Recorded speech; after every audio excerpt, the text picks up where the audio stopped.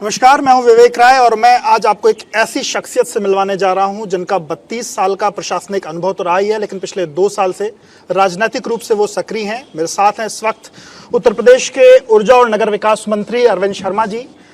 अरविंद जी, बहुत बहुत स्वागत है आपका रिपब्लिक भारत। धन्यवाद धन्यवाद। अरविंद जी, सबसे पहली बात तो 32 साल का प्रशासनिक अनुभव, 2 साल से राजनीतिक सफर आपका है। ये जो सफर है सर, 34 साल का, जो आपने देश को अपनी सेवाएं दी हैं, इस सफर में सर क्या कहना चाहेंगे? ये सफर कैसा रहा सर आपका? बहुत ही मैं संतुष्ट हूँ अपने इस जन सेवा के सफर से। 32 साल पहले मैं एक अधिकारी के रूप में जन सेवा करता था, लोक सेवा करता था। वही कार्य, कम बेश उसी प्रकार का कार्य अब एक राजनेता के रूप में, एक मंत्री के रूप में मैं कर रहा हूँ। दोनों ही कामों में बहुत ही मुझे आनंद आया है और आ रहा है। ये एक ऐसा काम है कि जो रोज़ और नित्य प्रति आपके सामने कोई न कोई चैलेंज उपस्थित करता है। लोगों की नई समस्याएं आती हैं, नए लोग उपस्थित होते हैं आपके सामने, नई परिस्थितियां उपस्थित होती हैं, नए कार्य उपस्थित होते हैं।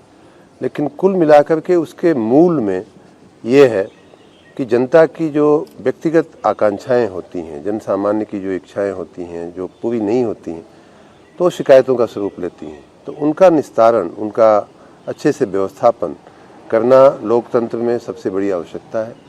और उस कार्य को हम अभी जो हमारे दोनों विभाग हैं, उन दोनों विभागों में भी हम उस काम को अच्छे से कर रहे हैं। यह एक आत्मसंतोष का विषय तो है ही, लेकिन जब सामने वाला व्यक्ति, कोई गरीब व्यक्ति, कोई गरीब महिला, जब वो संतोष व्यक्त करती है तो उससे मुझे सच में बहुत आनंद होता है। अरविंद जी, पर एक चीज, 7 महीने हो गए सरकार बने हुए, 2 बहुत ही महत्वपूर्ण विभाग मुख्यमंत्री ने आपको दिए हैं। अलग अलग जो विभाग है उन पर बात करेंगे। नगर विकास की अगर बात की जाए, नगर विकास की बात की जाए तो 7वां महीना जो चल रहा है, आपने अभी तक अपने इस विभाग में शुरुआत में क्या क्या चीजें की और वो 7 महीने में चीजें कितनी धरातल पर अभी तक आ पाई हैं, उतर पाई हैं? मैं जैसे ही मंत्री बना वैसे ही नगर विकास विभाग में हमने 2-3 काम किए। आपको अगर याद हो तो 29 मार्च को शायद ये हम लोगों का विभागों का बंटवारा हुआ था और 4 अप्रैल को हमने एक शासनादेश किया हुआ है। उस शासनादेश में मैंने अपने मन की जो भावनाएं हैं नगर विकास को लेकर के, वो सारा कुछ उस शासनादेश में मैंने लिखवाया। और उसमें प्रमुख भावना ये थी कि रोज़ सुबह 5 बजे से उठ करके 8 बजे के बीच में हमारे नगर निकायों की सफाई हो जानी चाहिए। क्योंकि जब दिन में भीड़ बढ़ जाती है, गर्मी बढ़ जाती है, ट्रैफिक बढ़ जाता है, उस समय रोड पे आप निकल के सफाई नहीं कर सकते। और ख़ास करके झाड़ू लगाना या मशीनों से सफाई करना एकदम दुष्कर हो जाता है।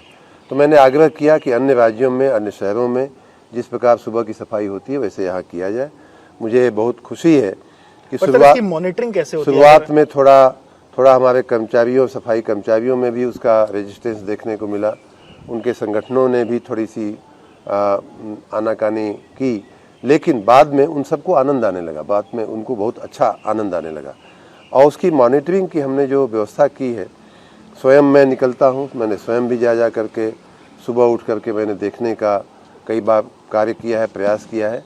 और उससे भी आगे बढ़ते हुए हमने एक DCCC नाम की एक व्यवस्था बनाई है जो ऑनलाइन मॉनिटरिंग करती है, dedicated control and command centre, DCCC।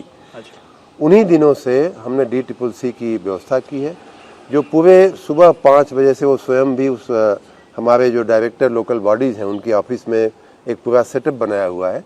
वो लोग 5 बजे से उठ करके, बैठ करके और सभी निकायों से संपर्क में रहते हैं। यहाँ तक कि वो GPRS लगी हुई गाड़ियों, जो मोबाइल पे लगे हुए जो उनकी जो लोकेशन होती है, उसको भी मॉनिटर करते हैं। तो सर, इसकी मॉनिटरिंग प्रदेश स्तर पर है? प्रदेश स्तर पे है। और नगरों में हमने सभी अधिशासी अधिकारियों को, अपने नगर आयुक्तों को और जो हमारे पदाधिकारी हैं, मेयर हैं, पार्षद हैं, नगर पालिकाओं के अध्यक्ष हैं, उन सबको भी मैंने व्यक्तिगत और सामूहिक रूप से आग्रह किया कि आप भी निकलिए। क्योंकि हम दूसरों को कहें उससे प्रेरणा उतनी नहीं मिलती है। हम जब खुद निकलते हैं तो ज़्यादा वो काम करता है। तो मुझे कहना चाहिए कि बहुत सारे मेयर, बहुत सारे पार्षद, बहुत सारे हमारे जो पदाधिकारी हैं, और अधिकारी तो लगभग 100% वो सुबह निकल जाते हैं और इस कार की मॉनिटरिंग कर रहे हैं। सर, ये जो विभाग है भी सुबह उठ करके कभी फिजिकल कभी ऑनलाइन दोनों ही, कभी मैं डेडिकेटेड कंट्रोल कमांड सेंटर में भी जाके बैठ जाता हूँ, अचानक जाके बैठ जाता हूँ।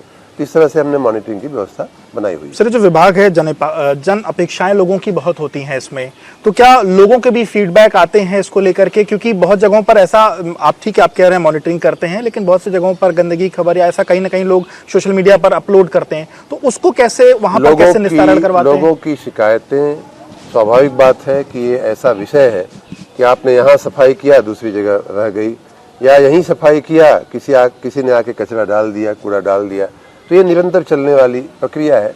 या कल परसों जैसे बरसात हो गई, जल भराव कई जगहों पे हो गया, तो ये परिस्थितियां रोज बरोज या यूं कहिए कि घंटे दर घंटे उपस्थित होती रहती है। सफाई करके कर्मचारी निकले, वहीं दुकानदार ने ला करके अपना पत्तल और दोना डाल दिया, तो ये सब होता रहता है।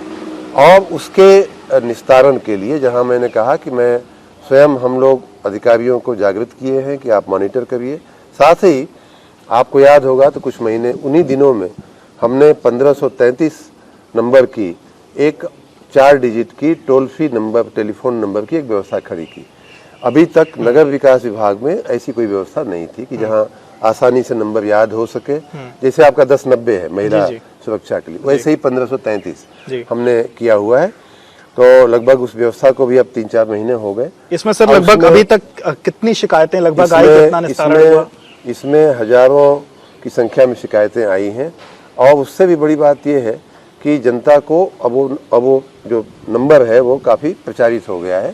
पहले शुरुआत में अभी भी कुछ जो नए नगर, हमारे नगर निकाय बनते जा रहे हैं, आपने देखा होगा कि लगभग हर कैबिनेट में हम 10-20 नए नगर निकाय बनाते हैं, तो उनमें अभी वो सेटअप करना शेष रह जाता है।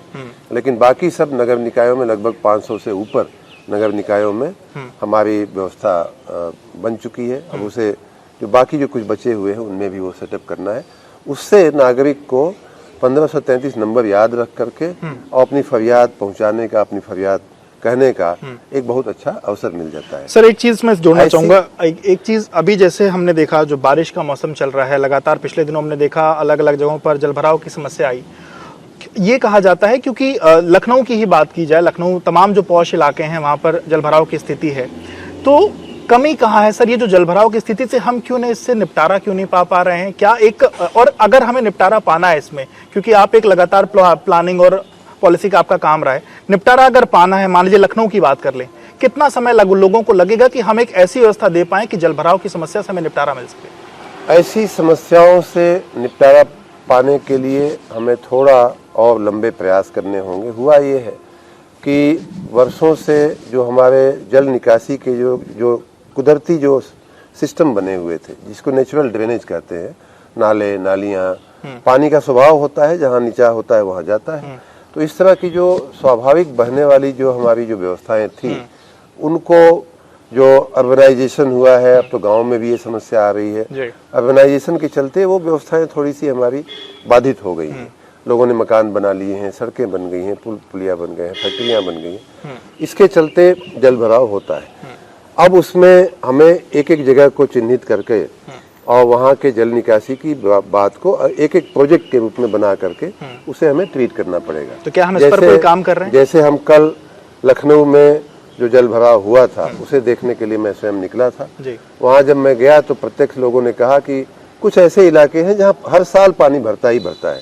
तो मैंने पूछा ऐसा क्यों होता है, तो कहीं ग्रेडियंट का सवाल है, कहीं नीचे का वो जल जमा हो जाता है, कहीं ऐसा हुआ है कि हमने कुछ काम तो कर दिया है, ड्रेनेज बनाया है, लेकिन आगे का काम हमने छोड़ दिया है। ऐसे ही एक समस्या फैजुल्लाहगंज करके यहाँ का एक इलाका है, जिसमें मेरे अनुमान से बहुत बड़ा इलाका ऐसा है कि जिसके में से एक नाले के नहीं बनने की वजह से बहुत बड़ा इलाका हर साल जलग्रस्त हो जाता है। तो कल मुझे जैसे ही बताया गया, मैंने उसकी थोड़ी जांच पड़ताल की और कल ही मैंने 9.5 किलोमीटर लंबे नाले को लगभग 45 करोड़ रुपए से ज्यादा की रकम से बनाने के प्रोजेक्ट को मैंने कल मंजूरी दिया। अच्छा। तो इस प्रकार एक एक करके इन समस्याओं को चिन्हित करके, कहीं कल ही एक और अच्छा काम हुआ है कि हम एक और क्षेत्र में गए थे, वहाँ और कोई संभावना नहीं है। सिर्फ संभावना मात्र इतनी है कि मोटर लगा करके हम उस पानी को उठा करके और किसी अन्य जगह पे डालें। तो वहाँ 5-6 करोड़ रुपए के खर्च से स्मार्ट सिटी के अंदर हमने मंजूर किया है। वहाँ पंप की संख्या बढ़ाने की बात थी, तो वो भी एक मंजूर किया है। तो कल का ही आप दिन देखें तो इस शहर में लगभग 50-55 करोड़ रुपए के प्रोजेक्ट जो है वो जल भराव की स्थिति का सामना आने वाले वर्षों में न करना पड़े, इससे ये व्यवस्था हमने की है। लेकिन वो भी एक मर्यादित कार्य है। मैं यूँ कहूँगा कि जहाँ हमारे नेचुरल ड्रेनेज हैं उन्हें हमें खोज करके और उन्हें चिन्हित करके हमें उनको साफ करना पड़ेगा। उनको जहाँ भी अवरोध हुआ है, जहाँ भी कोई इंक्रोचमेंट है या जहाँ ऐसे कंस्ट्रक्शन नहीं है जिनको हटाने से बहुत बड़ी आफत आ जाए, तो ऐसे को दूर करके हमें उसे ठीक करना। तो ये विभाग सर इसको लेकर के कोई योजना बिल्कुल करेगा। ये विभाग, इस विभाग का हमारा काम है। मैं जो हमारे जो प्राधिकरण जो है वो हमारे विभाग में नहीं आते हैं, हम उनसे भी संपर्क करके और इस व्यवस्था को भविष्य के लिए हम तैयार करेंगे। दूसरा सर, अगर आपकी जो दूसरा विभाग है विद्युत विभाग सर, उस पर सर चर्चा करें। एक ऐसा विभाग जिसकी जरूरत सभी को है, सभी देशवासी को, सभी प्रदेशवासी को, बिजली सबको चाहिए सर। अगर उसमें बात की जाए पिछले 6-7 महीने में उसमें कितना क्या काम हुआ है। और एक बड़ी चीज, चूंकि गर्मी के महीने में हमने देखा कि जो बिजली कटने की जो बात थी बहुत सी जगहों से आई वो दिक्कतें, तो उसमें सर क्यों दिक्कतें हैं, क्या हो रहा है? पिछले दिनों अप्रैल से लेकर अभी तक अतिशय गर्मी पड़ी है। ये हमारा आपका सबका अनुभव है। पिछले सालों का गर्मी का रिकॉर्ड भी टूट गया है। उसी तरह जो बरसात जून के मध्य में से शुरू हो जानी चाहिए, वो बरसात अभी तक सितंबर तक लंबित थी और लोग ज्यादा गर्मी और कम बरसात की दोहरी मार से हम आप सभी जूझ रहे थे। शहरी और ग्रामीण क्षेत्रों में जहाँ घरेलू कंजम्पशन है वहाँ ज़्यादा एसी चलने लगे, ज़्यादा लोड बढ़ गया। वहीं जो कृषि क्षेत्र था, वहाँ जहाँ नलकूप पर आधारित ज़्यादातर सिंचाई की व्यवस्था है, वहाँ बिजली की खपत बढ़ गई, नलकूपों की डिमांड बढ़ गई।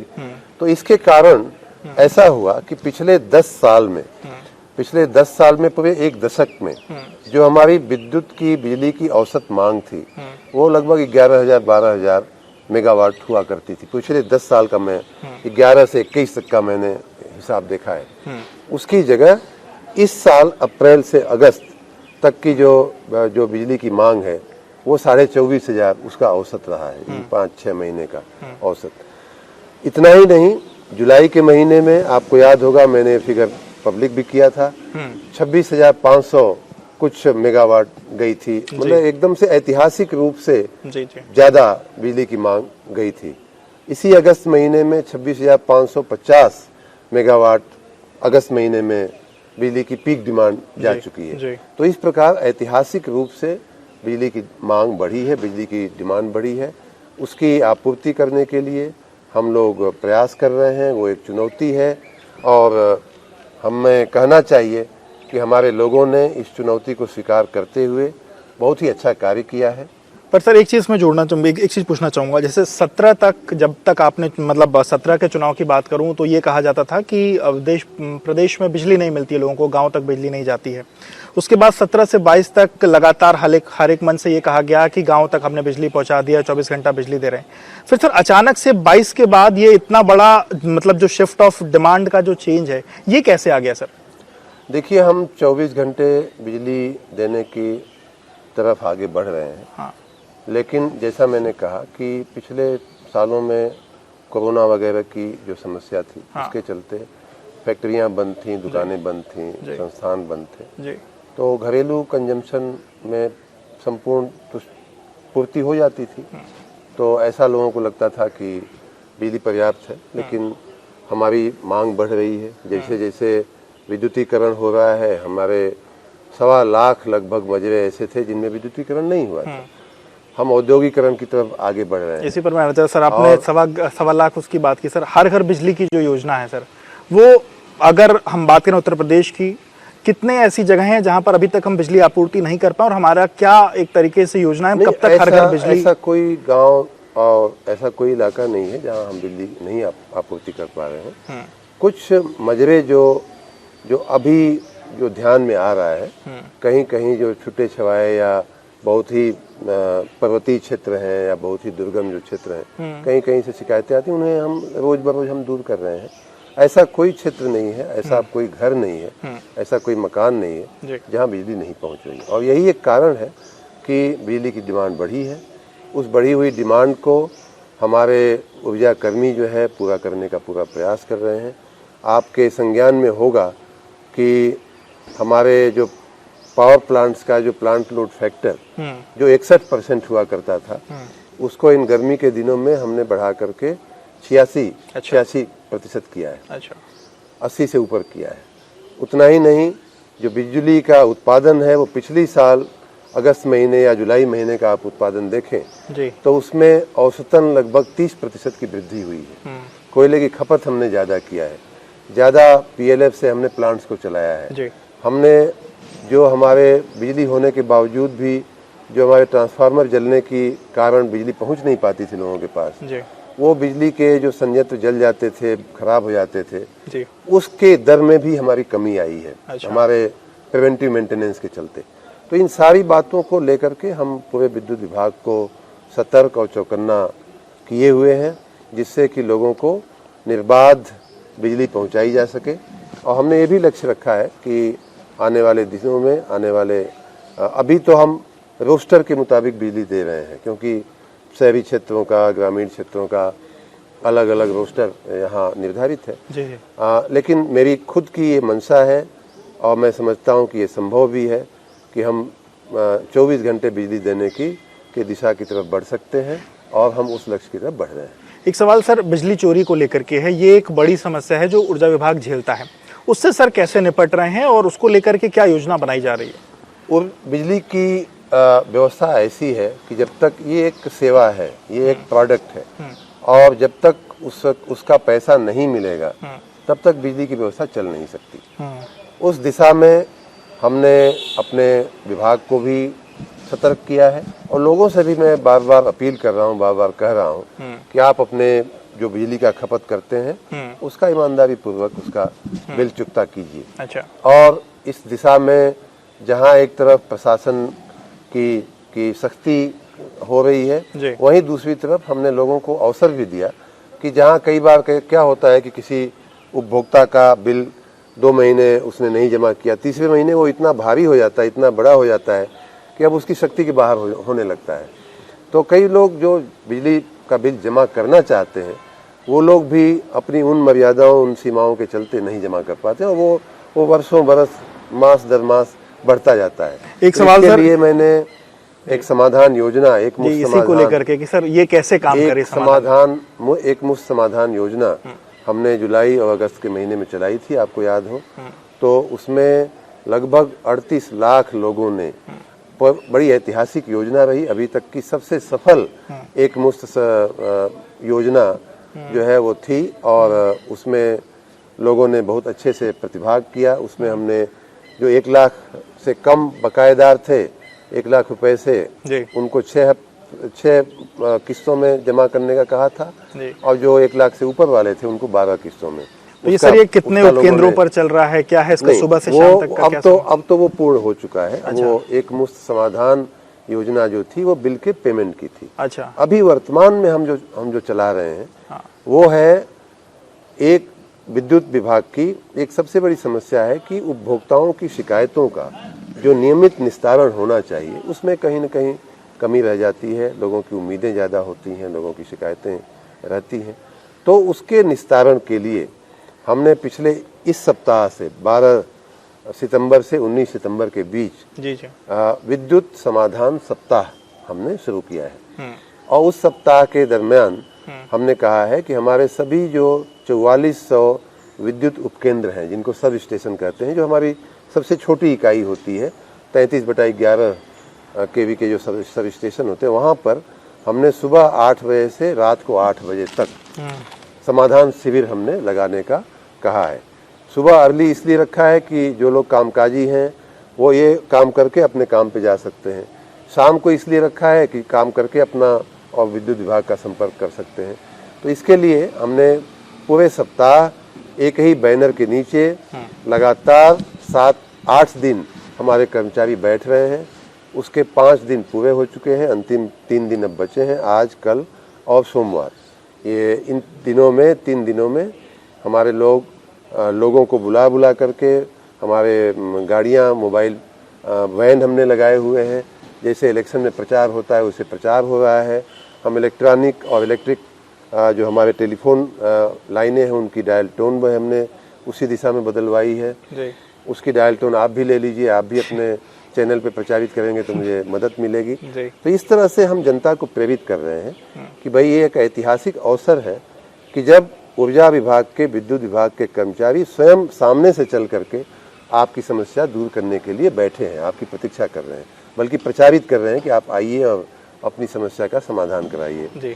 इसके लिए जहां 4400 केंद्रों पे हमारे कर्मचारी कार्य कर रहे हैं, वहीं हम सब, मैं स्वयं भी 1 दर्जन से ऊपर केंद्रों पे मैं स्वयं जा चुका हूं। हमारे राज्य मंत्री भी उन केंद्रों पे जा रहे हैं। हमारे विभाग के जो उच्च अधिकारी हैं वो लोग भी उनको भी हमने इलाके बांटे हैं, वो भी अपने बटे हुए इलाकों में जा रहे हैं। पूरा एक अभियान, पूरा एक कैंपेन हमने खड़ा किया हुआ है और मैं आपके मार्फत जनता से अपील करना चाहूँगा कि अंतिम 3 दिन बचे हैं, उसका लाभ लेकर के अपनी समस्याओं का निराकरण करा लें। ये तो सर हमने दोनों विभागों की आपके बात कर ली। एक बात और रह गई। हमने माननीय प्रधानमंत्री जी के जन्मदिन से, आज से एक पखवाड़िया, जो सेवा पखवाड़िया शुरू हुआ है। पहले तो मैं आपके चैनल के मार्फत माननीय प्रधानमंत्री जी को अपने परिवार की ओर से, अपने प्रदेश की ओर से और हम सब की ओर से जन्मदिन की शुभकामना देना चाहूँगा। साथ ही इस पखवाड़िए को सेवा पखवाड़िया के रूप में मनाने का निर्णय हुआ है हमारे पार्टी द्वारा। तो उस पखवाड़िए का उपयोग करते हुए हमने अपने नगर विकास विभाग को प्रेरित किया है कि हम एक पंचामृत का कार्यक्रम चलाएं। ये क्या है सर? पंचामृत का कार्यक्रम ये है कि हमारे नगरों की जो समस्याएं हैं उनको 5 भागों में हमने देखा है। अच्छा। पहला जो पंचामृत का हमने कल ही वीसी करके अपने सभी नगर निकाय के सभी शासनाधिकारियों को मैंने कहा है और संकल्प लिवाया है कि आप ये 5 काम इस पखवाड़िया के दरमियान 2 अक्टूबर तक अवश्य करेंगे। पहला काम है नियमित जो सुबह की सफाई होती है उस पर और जोर देना। आपको याद होगा, जैसा मैंने पहले कहा कि मैं जैसे ही मंत्री बना, नियमित सफाई पर, दैनिक सफाई पर और सुबह सफाई कार्य पर हमने जोर दिया है। तो पहला पंचामृत का पहला पाया है कि दैनिक सफाई पे ध्यान दिया जाए और विशेष ध्यान दिया जाए और गहराई से किया जाए, गली कूचों में भी सफाई किया जाए। दूसरा, आपने देखा होगा कि हमारे नगरों में कई बार हमें एक दृश्य देखने को मिलता है कि आप गली से निकल रहे होते हैं, बगल में कूड़े का पूरा एक कचरे का एक ढेर होता है, एक खाली प्लाट होता है, उसमें अगल बगल के लोग अपना कूड़ा कचरा फेंकते जाते हैं। महीनों वर्षों तक उसमें कूड़ा पड़ा रहता है, कोई ध्यान नहीं देता है। हमने कहा है कि ऐसे अपने नगर निकायों में ऐसे कूड़े के ढेरों को चिन्हित करके 10, 20, 25, 50 जो हमारे कूड़े के ढेर हैं उन सबको चिन्हित करके और हम उन्हें दूर करने का संकल्प लेंगे। और उन्हें दूर करते हुए ज़्यादातर वो नगर निकायों के, नगर पालिकाओं या नगर पंचायतों या नगर निगमों के ही प्लाट हैं, उनको अपने नियंत्रण में लेते हुए उसमें हम वृक्षारोपण कर दें, बाग बगीचा लगा दें, सुंदर कर दें उसको, लोगों को सुबह शाम बैठने के लिए पार्क बना दें, बैठने का बेंच बना दें। तो ये हुआ दूसरा हमारा लक्ष्य, जिसको हम वल्नरेबल गार्बेज पॉइंट कहते हैं। अच्छा। उनको दूर करना। तीसरा हमने कहा है कि हमारे चौराहे और 4 रास्ते जो होते हैं उनकी स्थिति कई बार बड़ी खराब होती है और हमारे जो चौराहे होते हैं हमारे नगरों की एक तरह से फेस होते हैं, चेहरा होते हैं, तो उनका सुंदरीकरण, उनका सुशोभन जिस भी ढंग से हो सके। कहीं बेकार की फालतू की होर्डिंगें लटकी रहती हैं, कहीं बेकार के बिजली या टेलीफोन के तार लटके होते हैं, कहीं कुछ और, या वर्षों से उस पर कभी रंगाई पुताई नहीं हुई, चौराहों का सुंदरीकरण, ये तीसरा विषय हुआ। चौथा विषय हमने कहा है कि जो हमारे वर्तमान में जो एग्जिस्टिंग हमारे पार्क बाग बगीचे हैं, उनका कई बार आपने देखा होगा कि उनकी अनदेखी होती है, उनकी व्यवस्थित व्यवस्थापन नहीं हो पाता है। तो वो चौथे मुद्दा ये है कि उनका हम उनका संरक्षण करें, उनका जीर्णोद्धार करें, उनका सुशोभन और सुंदरीकरण करें। पांचवा है कि जो हमारे सरोवर हैं, जो वाटर बॉडीज हैं, आपने जो शुरुआत में प्रश्न पूछा था वाटर लॉगिंग का, वो भी इसी से जुड़ा हुआ विषय है कि हमारी वाटर बॉडीज जो हैं वो समयांतर में लुप्त हो गई हैं। कहीं जलकुंभी भर गई है, तो कहीं इंक्रोचमेंट हो गया है, कहीं गंदगी भर गई है, कहीं कूड़ा कचरा उसमें डाल करके उसको अवरोधित कर दिया गया है। ऐसे सभी सरोवरों को हम जीर्णोद्धार करते हुए, या जहां हम नया सरोवर बना सके वहां नया सरोवर बनाते हुए, अमृत सरोवर जो माननीय प्रधानमंत्री जी ने भी आह्वान किया है, अमृत सरोवर बनाने का हमने 5वां संकल्प कराया है। तो कल ही हमने ये 5 पंचामृत के संकल्प हमने अपने विभाग को दिए हैं, और दूसरों से कहना तब तक असरदार नहीं होता है जब तक आप स्वयं न करो, खुद न शुरू करें। तो मैं पहले भी स्वयं सफाई के कार्य में उतर चुका हूँ। आज भी मैंने नगर निगम लखनऊ द्वारा आयोजित सफाई का एक जो कार्यक्रम था, उसमें मैं स्वयं भी उपस्थित हुआ था, स्वयं भी मैंने ये कार्य किया है। और एक बात और मुझे कहनी है कि ये कार्य नागरिकों के सहयोग के बिना नहीं हो सकता।